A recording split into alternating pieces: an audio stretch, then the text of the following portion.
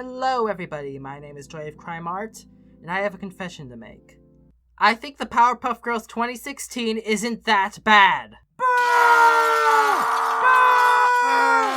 Pedo deporter! Pedo deporter! You're on the wrong side of history! Some context. Sugar, spice, and everything nice. These were the ingredients chosen to create the perfect little girl. But Professor Utonium accidentally added an extra ingredient to the concoction, Chemical X. The Powerpuff Girls was an animated superhero comedy series that premiered on Cartoon Network on November 18, 1998. Created by Craig McCracken, the series follows the adventures of three superpowered little girls, Blossom, Bubbles, and Buttercup, as they would go around fighting crime and protecting the city of Townsville from all manners of nefarious foes. The series took a simple premise. What if three 5-year-old girls had the powers of Superman and took full advantage of all the possibilities that such a scenario presented, blending comedy, action, and extremely memorable characters in a way to create a show that appealed to both kids and adults alike? The show was a massive hit for the network, and on a personal note, was one of my favorite cartoons growing up. It was one of the first shows I remember really striking a chord with me when I was a kid, and to this day holds a very special place in my heart. After 6 seasons and a theatrical film, the series concluded in 2004, despite the series still pulling in pretty good ratings. This was due to Craig McCracken believing that the series should end while it was still good, which is commendable. That said though, if he wanted to end the series while it was still good, he probably should have ended the series about 2 seasons earlier. That's right, the last 2 seasons of Powerpuff Girls sucked, and I'm tired of pretending like they didn't. Craig McCracken moved on from Powerpuff Girls and began focusing on other projects like Foster's Home for Imaginary Friends, Wander Over Yonder, and Kid Cosmic. However, despite the show ending, it was clear that Cartoon Network still saw value in the Powerpuff Girls as a brand. There was an anime adaptation titled Powerpuff Girls Z in 2006 to capitalize on the series' immense popularity in Japan, and the series got 2 animated specials, the Powerpuff Girls Rule in 2008 and the Powerpuff Girls Dance Pants in 2014. Among all the legacy titles in Cartoon Network's library, it seems like the Powerpuff Girls got special treatment, probably due to how successful the series was during its original run, and so it was only a matter of time until Cartoon Network would inevitably try to capture that success again, leading to the announcement of a brand new Powerpuff Girls reboot, which eventually premiered in 2016.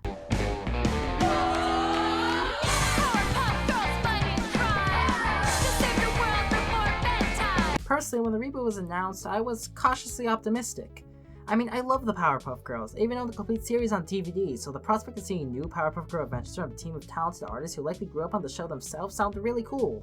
And if the reboot did well, maybe it would be enough to cement the Powerpuff Girls as a franchise in the same vein as Batman or Superman. We could get new incarnations every couple of years. That would be awesome! That said though, I wasn't blindly optimistic either, as I knew that there was definitely ways they could mess it up. I mean, this was right around the time Teen Titans Go was at the peak of its popularity after all. But in general, I was hopeful. However, the general consensus on the internet was, how do I put it?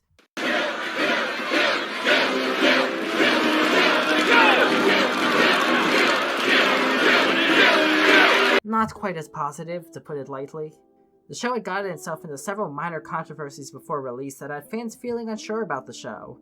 For one, the original creator, Craig McCracken, alongside the original voice actresses for the titular girls, would not be returning for the reboot. And many people believe that the early designs and animations shown for the series weren't very promising. These factors were enough to turn public opinion away from the series before it even premiered. When the series did eventually come out, I thought it was okay.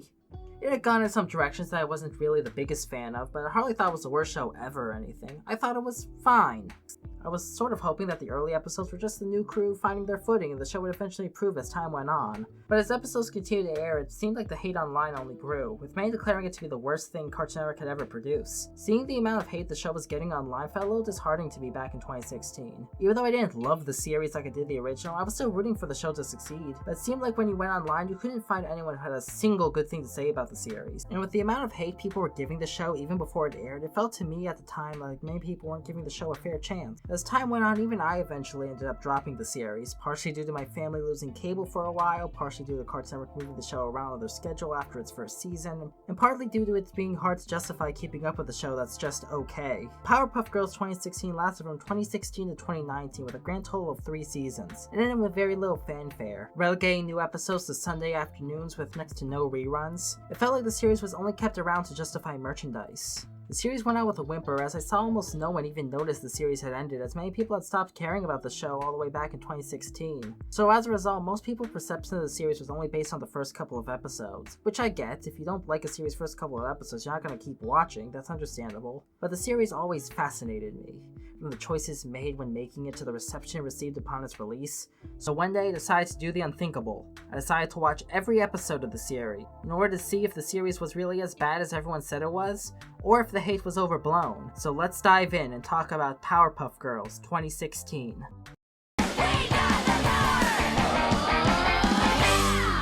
The Powerpuff Girls 2016 follows the same basic plot as the original series. A scientist named Professor Utonium attempts to create 3 perfect little girls out of sugar, spice, and everything nice. But after accidentally spilling chemical X into the concoction, the 3 girls are given superpowers and dedicate their lives to fighting crime and the forces of evil. Before we get into things, I think it's important that we try to pin down what exactly the series is trying to do in order to judge it fairly. The term reboot is thrown around a lot these days, but really there are different types of reboots. Some reboots are really just revivals. It's the same characters in the same world, just with some time passing. Then you have the reboots that are clearly supposed to be set in their own universes, unconnected from the previous continuity. And then you have those broad stroke reboots that try to be both, and that's what this series tries to do. And honestly, I think that was the series' first big mistake. The girl's origin isn't explained until way into the series' run.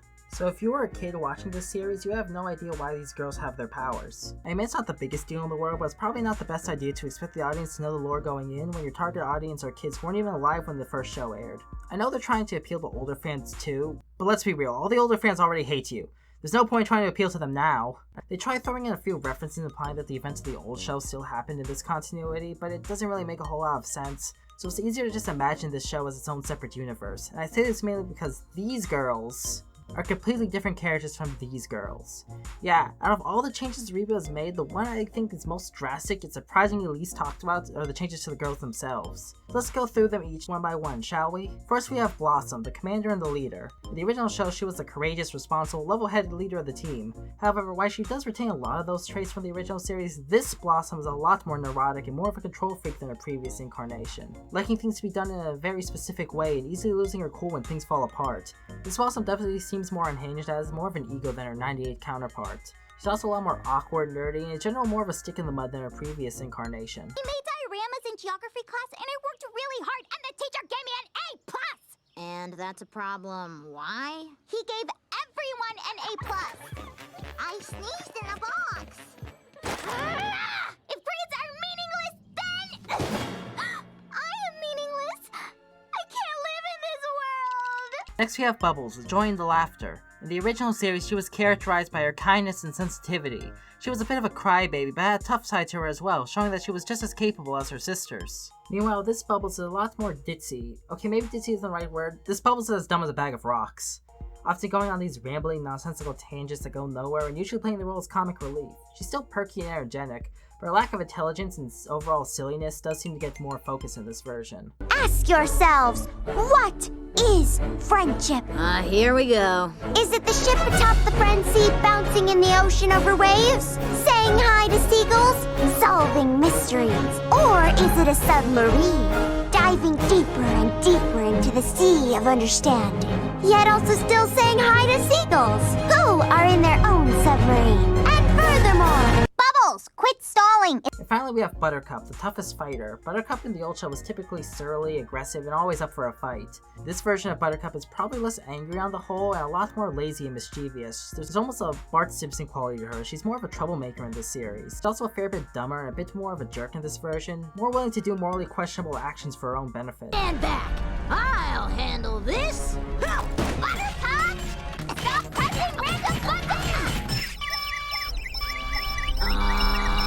Blossom, what did you do? Get out of here! Something I noticed about this version of the girls is that they feel a lot more like kids than they did in the old show. In the old show, they always acted like whatever age the writers needed them to have to make the story work, which isn't a bad thing. It gave the original series a sort of Calvin and Hobbes feel to it. But this show, they feel like kids all the time. I admit they don't really act like 5-year-olds, though I don't know, are they even supposed to be 5 in this version? They go to a K-12 school, I think now. But they feel like really authentic 10-year-olds. This will either be a pro or a con depending on who you are, because on one hand, it fits more with the initial idea of the series, little girls who are superheroes. On the other hand though, little kids can be kind of annoying, and immature, and selfish.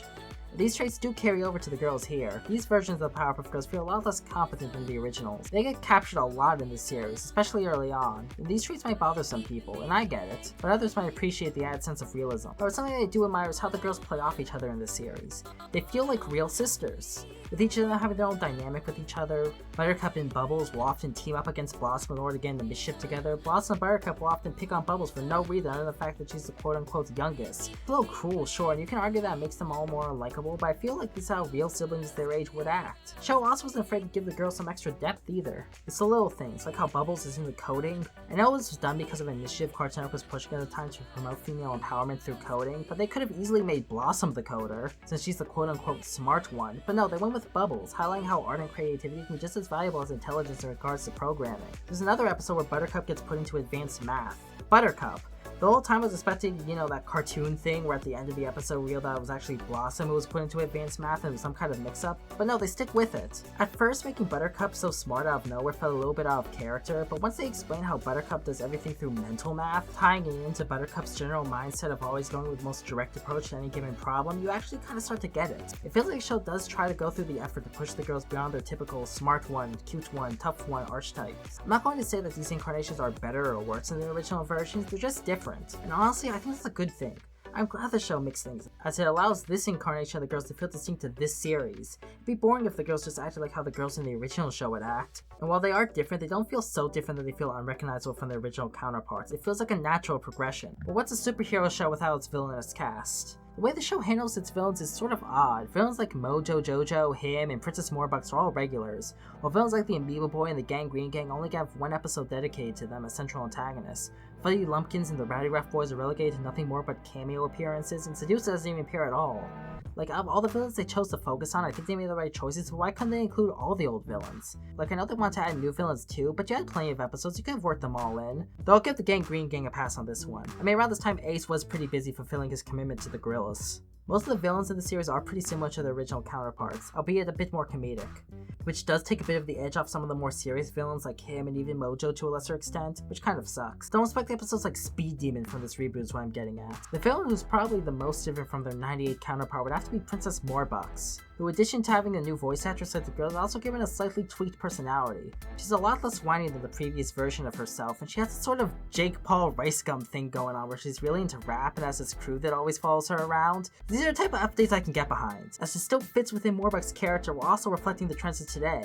It even works in a bit of social satire. There's literally an episode where Princess becomes upset that everyone in town thinks she's a villain, as she assumes everyone in town up to this point thought she was a superhero. But rather than try to do something heroic to make people think she's a better person, she instead decides to write a diss track about the Powerpuff Girls in order to make herself look good by comparison. The episode is honestly kind of meh, but that's smart commentary, especially considering the time in which the episode was written. There's also more of an attempt to humanize Princess a bit, like in the episode Princess Poorbox, where a sudden shift in the stonk market results in her family going broke, and she's forced to leave the Powerpuff Girls where her parents are laying low. She grows a strong friendship with Blossom after seeing the kindness she gave her despite everything she put her through in the past.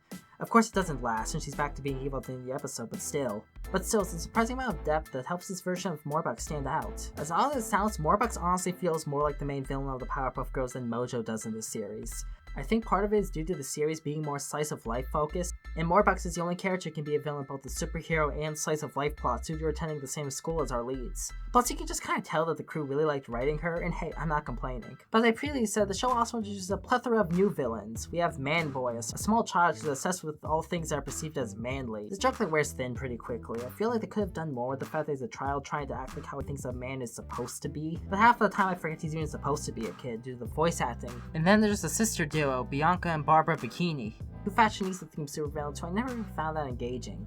Just not a whole lot to them outside of vanity and one of them being a giant pink gorilla, like neat I guess, but we already have a monkey villain in the show, so having a gorilla villain doesn't really feel all that special. There's Allegro, aka Twerk Bear, this sort of reality warping entity whose only motivation is that he wants to make people have fun, which is a little interesting as unlike other villains he doesn't usually have ill intent. He's not really evil, he's more of a chaotic neutral. Then there's the Gnat, a talking gnat who is constantly annoyed that Powerpuff Girls, or anyone else for that matter, can never seem to remember who he is. The Gnat may not be be the best villain in the Powerpuff Girls rogue gallery, but he is the only one who's violated Geneva Conventions by using chemical warfare on citizens, so it gets points for that, I guess. While I don't hate any of the new villains, I have to admit that they aren't as unique or interesting as the villains from the original series. In fact, a lot of them feel very similar to the old villains, making me wonder why they were included in the first place. Manboy is kinda like Fuzzy Lumpkins, the Bikini Sisters are a lot like Sedusa.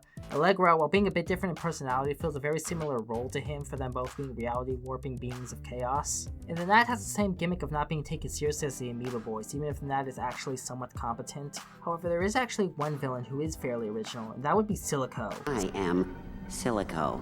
Silico. Silico. Silico. Silico. Ah, great! Silico was a tech genius who had trouble making friends growing up, so he created robots instead. When the Powerpuff Girls accidentally end up destroying the robots, he swore revenge, which does feel sort of monumental, as other than Mojo, we've never had a villain with an actual backstory before. That said, a lot of Silico's plans throughout the series don't really reflect this motivation, like his debut episode is trying to destroy the internet, which doesn't really seem to tie that much into his vendetta against the girls. Silico was the only character in the series who was treated like a somewhat serious threat, even though a lot of the time it doesn't feel like girls have that much of a harder time taking him on than any other villain. However, when they do take him on, it's always revealed to be a robot or a hologram or something, sort of building up tension as he's the one villain the girls are never able to truly defeat, at least until the final episode featuring him, where he's defeated for good in a way that feels, honestly, weirdly cruel for this series. But I won't be giving away spoilers here. With a cool voice, design, and backstory, I think Silico more than any other new villains had the most potential. And while I don't see him as great as some of the other Powerpuff Girl villains, I feel like they could have done more with him, he's still pretty good, and honestly the best new villain to come out of the show. It's funny, I've seen people make the argument that, well, not bad by any means, the girls in the 98 series were kind of flat when compared to their villains. While in this show, I feel it's the opposite. Some of the girls are more compelling, while the villains are not as interesting, with a few exceptions of course. But what about the supporting cast? Most of the other characters are pretty much the same when compared to their original counterparts. The professor's still the doting dad. He does seem a little bit more bumbling in this version, but nothing too unrecognizable from his original incarnation. The mayor is pretty much the same as he was in the old show as well, but Miss Bellum only appears in one episode, an episode dedicated to writing her out of the series, which doesn't really work because no kid watching the series is going to have any idea who Miss Bellum is or why we should care that she's leaving. Like, this is a reboot. If you want to not include Miss Bellum, just don't include her at all. It was said that Miss Bellum was removed because the producer of the show felt like she didn't represent the message the show was trying to push. Many people were outraged, saying that in Cartoon Network's attempt to be woke, they wrote out a major feminist role model. I do believe writing Miss Bellum off was unnecessary. Play a good foil to the mayor, and without her there's no dynamic, which is probably why the mayor isn't in this series as much as the original. I definitely don't think there was anything offensive about the character. However, I can't act like I don't understand why the network would be opposed to a character whose main jokes include coming up with great ideas while her incompetent male boss takes all the credit, and being eye candy for various characters in the series, including her much older male boss. However, that was far from her only role as a character. She was smart, compassionate, and the closest thing the girls had to a mother figure. So I think leaving her as just bad is a bit of a disservice. If the network did think that some of those gags wouldn't work in modern times, I feel like it would have been better to just change the gags rather than just scrap the whole character completely. Because the character was more than just those gags. Where like the villains, the reboot decided to add some new characters into the mix too, which is sort of a neat idea. It's kind of like how there's an extended Bat family. However, in execution, it doesn't quite work as well as it should. We'll start with Donnie, a magical unicorn that befriends the girls, specifically Bubbles. He shows up a few times and honestly he's just kind of annoying. His main trait is that he's dumb and aerogenic, which are traits Bubbles already has, so putting the two characters together doesn't really create much contrast. He's also treated as cowardly and fairly useless, usually making things worse for everyone around him, which are hard traits to do in a way that's still endearing. This just really doesn't add much, and most episodes where he plays a heavy role are usually a bit of a drag to get through. His debut episode is actually one of the ones early on that got the show into some controversy, as the episode features Donnie, who was believed just to be a regular horse up to this point, wanting to become a unicorn, with Bubbles pushing him to get a procedure to help him grow the horn, which results in him turning into a monster. At the end of the episode, he's turned back into a normal one, so revealed it was actually a unicorn all along. He just didn't notice the horn behind his long mane. Cause Donnie is dumb. One of the heads of Cartoon Network hyped the episode up before Preve talked about it. They saw it as a metaphor for transgendered individuals. And watching the episode with that in mind, I can kinda see it if I squint. Near the end of the episode, Bubble gives his whole speech about how Donnie is a unicorn, regardless of if he has a horn or not, which could be taken to be like, you are X gender, regardless of whether or not you were born with X body part. Donnie, in your heart of hearts, you know you are a real live unicorn! But the ending doesn't really fit. It'd be like if a trans person was like, I identify as a male even though I'm trapped in the body of a woman. Oh wait, there's my penis, never mind. Then again, I do believe that art is open for interpretation. The writers of the episode did eventually make a statement of how the metaphor was not their intention. We have the Derby-Taunts, this roller skating themed group that starts out as villains but turn good when they befriend Buttercup. They only appear a few times, but I never really found them all that interesting. The idea of Buttercup being in a roller derby-esque group is kind of neat, but like Donnie and Bubbles are too similar to Buttercup in personalities, so there's not a lot for them to play off of. We have Jared Shapiro, a kind and nerdy kid who acts as the sort of will they or won't they love interest to Blossom. I don't mind the idea of giving one of the girls a serious love interest, as it allows for new types of stories that weren't done in the original series, and making it be Blossom who has the crush works good as it highlights her awkwardness and tendency to overthink things. Though I admit that Jared himself as a character does feel kind of bland, he's pretty much just a less crazy Blossom, which again doesn't create much contrast. I begin to sense a pattern here. A lot of times it feels like he's more of a plot device than an actual character. The few episodes try to develop him a bit further, but I just never ended up finding him all that interesting. He's not a bad character by any means, he's just okay. Jared also got the show into some controversy as well, due to accusations of being a self-insert for the writer Jake Goldman, who voiced the character. However, the crew behind the series would later specify that he was not involved in coming up with the character, with the crew just modeling the design off of him because he felt like he would fit the character. Personally, I don't feel comfortable accusing people I haven't met of crimes with no strong evidence to back up the claims. Plus, I prefer to judge a piece of art based on its own merits, not by the people who made it. As such, I personally don't find the relationship between Blossom and Jared Shapiro, the character, that creepy, just kind of bland and underdeveloped. Speaking of love interest, there's also Supna, a love interest to the professor. Her gimmick is that she's totes quirky, and also turns into a giant spider when she feels strong emotions of love. No explanation is given to that other than she has a condition, but it's comic book and superhero logic, so I can give it a pass. I never got too much in the comedy or drama surrounding her character. The series ends before its subplot ever gets fully resolved. Although I do want to give the show credit for remembering that Buttercup is afraid of spiders, something that was brought up in like one episode of the original show. Like, of all the random details to remember, like, I don't even know if the show's in the same continuity as the original series, and here they are pulling out deep cut references like that. I realize that was probably just a coincidence, but still, I want to believe. And finally, we have Bliss. The character has probably led to the most amount of controversy. Premiering in the Power of 4 TV event, which was marketed as a movie with really just a bunch of episodes strung together with a vague theme, Bliss is the original experiment created by Professor Utonium before creating our titular girls. Her origin story is actually weirdly dark. As the quote-unquote proto-Powerpuff Girl, her powers aren't as stable as our main girls, and are tied directly to her emotions. They're throwing a tantrum over not having milk for her cereal, cause, you know, she's like the human equivalent of 5 at this point. She ends up losing control of her powers, blowing up the house and injuring the professor in the process. Ashamed and scared of what she might end up doing in the future, she runs away, secluding herself on a desert island for years, with her only source of companionship being this weird psychic elephant creature she befriends named Me. Only for it to later be revealed that, spoiler alert, Me isn't even real, but him in disguise, all as part of a several years spanning long con to possess Bliss's body to steal her powers, meaning that the literal only creature who Bliss had companionship for this entire time never existed, just a villain trying to manipulate her for his own benefit. Meanwhile, while all that's going on, the professors assume that his daughter died in the explosion, and it's all his fault because he was the one who failed to keep her powers in check. Oh, but don't worry, it's okay, because we know from the series that he ends up just creating 3 more children later down the line, because that's a healthy way to deal with the loss of your child, just to make some more of them. Don't even bother telling them that they had an older sister. Just act like nothing ever happened, because if you just bury those feelings deep down, it's like they didn't happen, right? What the heck, Professor? Never trust a man who makes children in his basement. Of course, it's very clear that this isn't the type of series that can really go into all those darker implications, so most of this just kind of glossed over once Bliss shows back up. The part of the backstory that really bothers me the most is actually a small throwaway line where I mentioned that the professor wanted to make Bliss in order to compete with a fellow scientist, which is kind of messed up. I much more prefer the original series origin where we wanted to create the girls for their own sake and to help to make the town a better place. Bliss's personality overall is just kind of basic. She feels like a combination of all 3 girls put together, which doesn't add much to the dynamic. I wish they had made her maybe a bit more reserved and shy, something to reflect the fact that she, spent years isolated alone on a desert island. But I'm just spitballing here. Her design is also something I'm not a huge fan of. It just looks a bit off.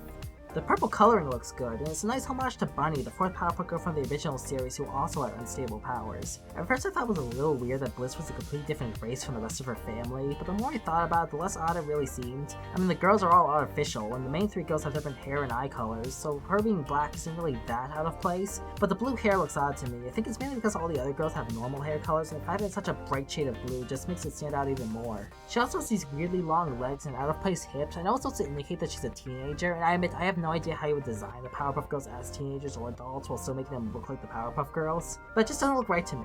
Despite the show's best effort, I often forget she's supposed to be a teenager due to how she's only slightly taller than the rest of the girls. While Olivia Olsen is a great voice actress, the voice just feels out of place coming out of that design. The Power of 4 special ends with Bliss being forced to go into space for an undisclosed period of time. It makes sense in context.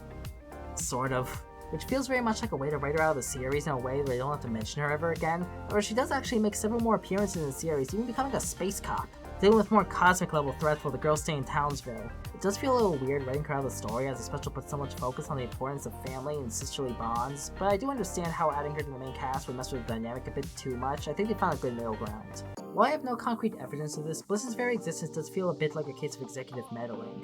It just feels like something a network would do to attempt to drive up ratings, especially since by the time Bliss was introduced, the show was already starting to go down in views. Many people accuse Bliss of feeling like a self-insert character you would find in a fanfiction, and while I agree she does come off that way a bit, I don't hate her or anything. Really, the biggest issue with her is that she's kind of boring. While the idea of a secret fourth Powerpuff Girl sounds corny on paper, I feel like it could have worked if handled correctly. Had they delved more into her backstory, given her a stronger personality, and gave her more of an interesting dynamic with her sisters, they could have turned this cliche-sounding plot twist into something actually interesting. Alas though, that wasn't how it turned out, unfortunately. One aspect of the series I haven't brought up yet is the voice acting, which got the show in, you guessed it, a bit of controversy upon release.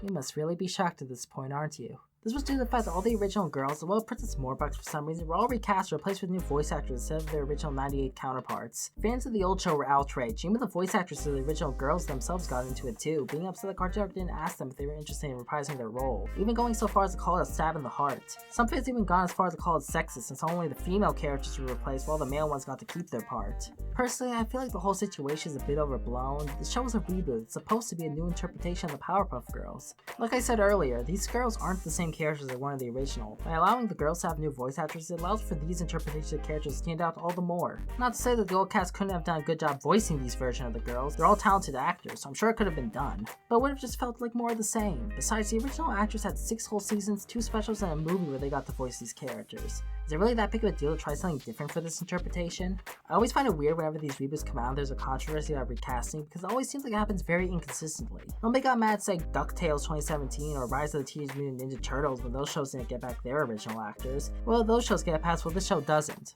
As for the new actresses themselves, like I said before, I wouldn't call them better or worse than the old ones, just different. The girls in the series sound younger, which fits because they act more like actual kids compared to the original. I will say that they don't seem to be as good as dramatic acting, but dramatic scenes in the show are so rare that it doesn't really make that much of a difference. You can tell in the first couple episodes they're still trying to find their footing, but I think they grew into their roles fairly quickly. But then the question becomes, why were only the female characters recast and not the male ones? It's definitely a question worth bringing up and a question that I don't have the answer to. Maybe it was sexism. I mean, there has been some well-documented case of that being an issue in the entertainment industry, so that could easily be the case. But there are also some other possible reasons as well. It could be because the girls in Moreira are the only characters who are kids and the crew want to get new voices that would make them sound younger. Or maybe it's because those characters are the ones who are most different from their original series counterparts, so they figured they cast new actors to reflect their new personality changes. It should be noted that both the girl's school teacher, Miss Keene, as well as Miss Bellum in her one appearance are both played by their original actresses, so I'm not sure if I can go as far as to say that sexism was a driving issue. But we may never know for sure. In all honesty, I wish they changed more of the cast, as everyone else has their original voice actors. They all do a good job, but it would have been nice to have some new interpretations instead of these actresses doing the same old shtick. Although they still perform the lines well, you can tell that they're older than they were in the 98 show, which makes sense since the show came out over 20 years ago. But because of that, instead of focusing on what the characters are actually saying, all I'm thinking about was, oh my god, the Powerpuff Girls came out 20 years ago, how did I get this old? What I'm trying to get at is that it's hard to become immersed in a story while I'm too busy feeling existential dread over my own mortality. Let's talk about the show's animation. The 90s series had a very distinct art style with simple geometric shapes and thick black outlines, with the softer designed girls contrasting against the sharper world they inhabited. The art style of the original show is iconic, and on a personal note played a very important role in influencing me in my art style. This show on the other hand smooths things out with rounder designs and thinner outlines, which while feigning the show's softer tone, in my opinion just doesn't look as good. It looks fairly generic, like a run-of-the-mill 2010 Cartoon Network show. There's a clear disconnect between the characters who were designed by the original crew and the new characters created by the new staff. Just don't mesh well. They look like they belong in completely different shows. That said, I still do appreciate the fact that they did try something a little bit different, even if I happen to prefer the original art style a bit more. Also, I noticed a lot of animation errors. Like, there's a scene early on where, no exaggeration, one of the girls talks and a different girl's voice comes out. How are you feeling, Professor? Like, that's some Super Mario Bros. Super Shell level BS. Now, to be fair, these errors do become a lot less frequent as the series goes on, but they never really go away completely, and I don't get why. The series was heavily promoted early on, and it was based on one of Cartoon Network's most valuable IPs. You'd think they would have put the money into it to make sure this type of things didn't happen. Though many people like to list some in-between frames and some of the girls' more exaggerated facial expressions as errors when they're really not. show does put the expressions a lot more than the original show did. However, there are some examples where they exaggerate the facial expressions to such an almost stupid degree that it almost ends up working in kind of like a Thundercats Roar kind of way. The show also does that thing a lot of modern cartoons do where they use live-action stock images as a background for the sake of a joke. I never really liked shows that relied on that too heavily. Gumball is really the only showing a thing that pulled the style off well. I just really found it to be that funny, and it usually just felt like a crew trying to cut corners on the animation rather than being done for a stylistic reason. Though to be fair, that's only used a small percent of the time. Most of the time the backgrounds are drawn and they actually look really good, feeling like a natural progression of the old show's aesthetic while still being its own thing and adding something new. Coloring in some scenes is also just incredible. It's because of stuff like this that I can't go as far as to say the reboot's animation is just straight up bad. Let's talk about the show's comedy. It's a lot more juvenile than the original show, but I still think there are some good jokes in here. I usually find myself laughing at least once during the course of an episode, however the old show is still probably funnier as a whole, but we should probably get this out of the way. Probably one of the #1 reasons people dislike the show is for its supposed use of meme humor. From the girls twerking to Bubbles saying "NoMBe gusta," this is probably one of the most infamous aspects of the series. With people saying that it shows the series is trying too hard to be hip with the kids, and honestly I don't really get this complaint either. Cartoons referencing memes is nothing new, and tons of shows have done it. People say that meme humor can't work in television series due to how long the animation process takes. The joke will be dated by the time the episode airs, but I think a lot of people underestimate the staying power some memes have, as some memes have managed to last for years, if not decades. But even if it makes the joke less timeless, does every joke need to be? Especially in a show like this. I admit the way the Powerpuff Girls uses meme humor isn't really all that funny. It's just kind of a reference for the sake of a reference. It doesn't stand out on its own without context. But that's just how I see it. A bad joke. Not some abomination that makes the show unwatchable. Heck, the Powerpuff Girls Rule, a special made by Craig McCracken himself, had a surprise chipmunk reference 2 years after that video came out.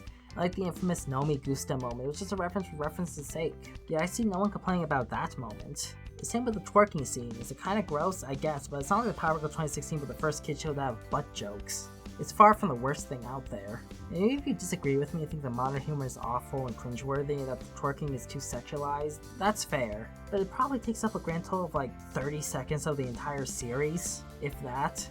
It just feels kind of disingenuous when people are like these kinds of jokes are the only type of humor the show uses when it really isn't. Yeah, it's these two moments that define the show for most people. And I just feel it's a little disappointing that this entire show gets so often brushed aside as terrible just because of a few bad scenes that last a total of a couple seconds. Especially when other shows are guilty of the same thing, it don't get the same amount of scrutiny. But while the Powerpuff Girls has always been known for its comedy first and foremost, action has always played a big role. So how's the action here? Unfortunately, I have to say it's not as good. As the show is more focused on comedy than the original, we don't get nearly as many action scenes. You can tell they're trying to go for the Teen Titans Go approach of being a sitcom with capes, where the show is about crime fighters who don't actually do much crime fighting.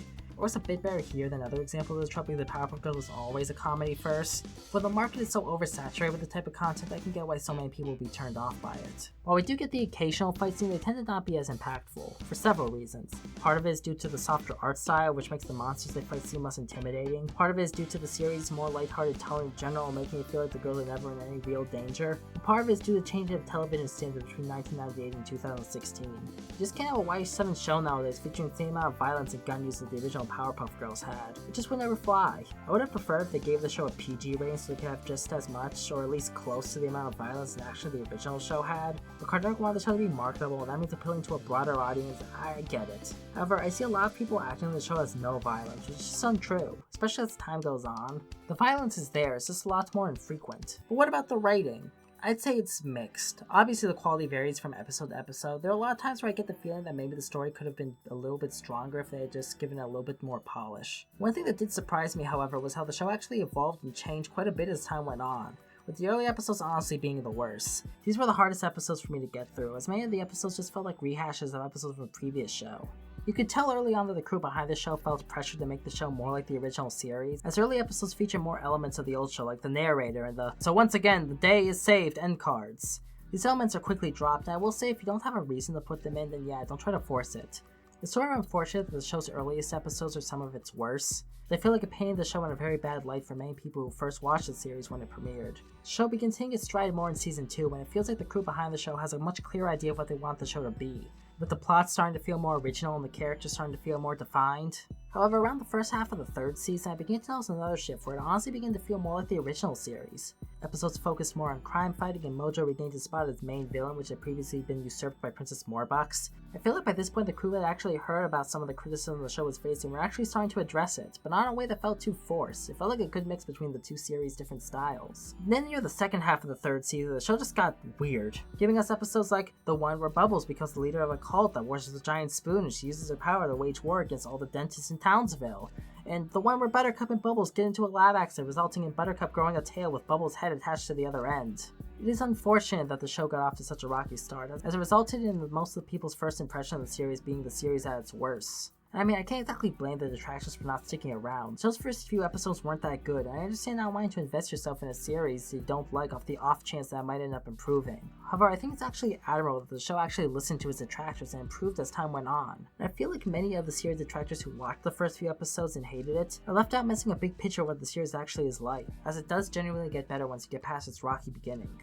Powerpuff Girls 2016 ended on June 16, 2019 after 3 seasons. However, despite the series only having half the number of seasons as the original series, it actually has close to the same number of episodes. There isn't really anything special about the finale, no dramatic final fights or relevant character moments, just your average run-of-the-mill episode, which is kind of disappointing. I'm actually not sure if the series was deemed a success in the Netflix eyes or not. After the first season, the cartoon basically started promoting it outside of specials and had episodes in the middle of the afternoon on Sundays. TV ratings were poor and reruns were next to non-existent too. However, the series still used a lot in marketing even now, and looking up clips of the show online on the official YouTube channel, they have millions of views, so someone must have been watching, right? Also, from what I gathered, I think the series might have had more success in other territories, and may explain why the series lasted as long as it did. Like I said at the beginning, this series and its choices that went into it are fascinating to me. I don't think the people behind the series simply didn't care or only in for a paycheck or anything like that. There's obviously talent here, and many of the people who worked on the series have went on to do other projects that have been great. I just think the crew was stuck between a rock and a hard place. People often trash on reboots for being unoriginal, pandering cash grabs. Well yeah, there can be cases like that. I think a lot of people undervalue how hard it is to make a reboot work. You have to appeal to not only old fans, but a brand new audience. You have to stay true to the series' roots while also modernizing in order to prevent it from going stale. You have to follow whatever guidelines the network set for you while also making something you actually enjoy. Powerpuff Girls 2016 feels like a series that doesn't know exactly where it wanted to be and was trying its best to appeal to everyone. It just ended up appealing to nobody, but I can still commend it for its efforts. There's a lot about the series that I genuinely enjoy. I like the new takes on the girls. I admire the series for taking a risk by changing them so drastically. I also think the show can be genuinely funny at times. New voice actresses do a pretty good job, and I like how they're doing their own thing and not just trying to do an imitation of the original cast. Backgrounds look nice, and I like some of the new ideas the series had, even if the execution was a bit hit or miss. I also like what they did with Princess Morebox. That said, the series still does have flaws. Outside of Morebox, all the other villains are a lot lamer, a lot of new characters don't really bring much to the table, the action is far more tame, the writing doesn't feel nearly as tight. It feels like it takes a while for the show to really find its own identity. So final thoughts, I feel like this series is still just okay. The show was far from as good as I think it could have been. It may not have reached the same heights that the original series had at its best, but I don't think that means the series isn't without its own merits. I mean, it's probably better than most of the episodes from Season 5 or Season 6 of the original series at the very least. I'm glad I watched the series for this review and saw some of the better episodes that I missed the first time around. Back in 2016, I think what bothered me wasn't the fact that people didn't like the series, it was why people didn't like the series. At the time, it felt like a lot of people had already decided they hated the series before it was released, due to the early controversies like the absence of Craig McCracken and the original voice actresses. So when the series actually aired, it felt like people were just looking for flaws in order to justify their hatred, which is why people latched on to issues like the twerking or the NoMBe Gusta face. I'm not saying these are invalid criticisms. People can like and dislike a show for all sorts of personal reasons, there's nothing wrong with that. But the issues most people had with the show weren't the same issues I had with it. It felt like a lot of people wanted the series to fail, and I didn't. I wanted to have a good Powerpuff Girls series that would bring back this, at the time, dead franchise back into relevancy. And when there's something you're excited for that everyone else on the internet just trashes, it can suck. Nowadays, though, I care a lot less about what other people think about this kind of stuff. If the series didn't do it for you, I get it. I mean, I defend the series, but it is far from a masterpiece. It shows a ton of issues that I could easily see turning people off, but I do feel like the series is, at the very least, greatly misunderstood. If you, like most people, dropped the series early on, I hope this review at least gave you a more accurate representation of the show is really all about. Powerpuff Girls 2016 is probably one of the most hated cartoons of all time.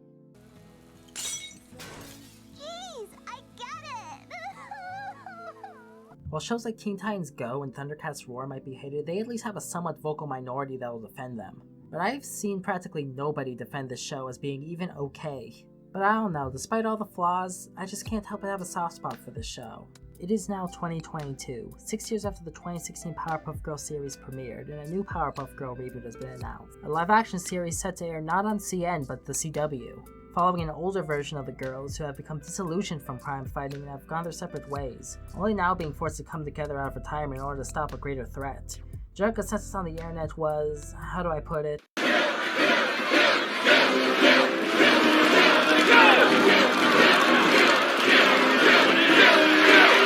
We've come full circle. Personally, I'm kind of excited about this series. Call me a fanboy or whatever, I'm just happy that there's more Powerpuff Girl content being made after all these years. And this series, for better or worse, does sound at least different from the previous versions. One of the biggest issues with the 2016 show was how safe they played it. And regardless what your thoughts on this series is, you can't argue that it's not at least a bit of a risk. Plus, the Powerpuff Girl movie took a darker, more grounded take on the series and was great because of it. I mean, the series was originally going to be called The Whoop-Ass Girl, so I don't think it's too far of a stretch to imagine the series working as a show aimed for teens and young adults. Best case scenario could be something like Steven Universe Future, where it deconstructs the whole child superhero genre and paints the story in a new light. Do I expect the live-action series to do that? No, are you crazy? I'm expecting it to be Riverdale, which would also be amazing.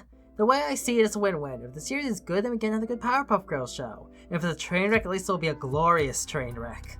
But regardless, I'm still curious to see what the series is going to be. I'm genuinely excited to see it come out.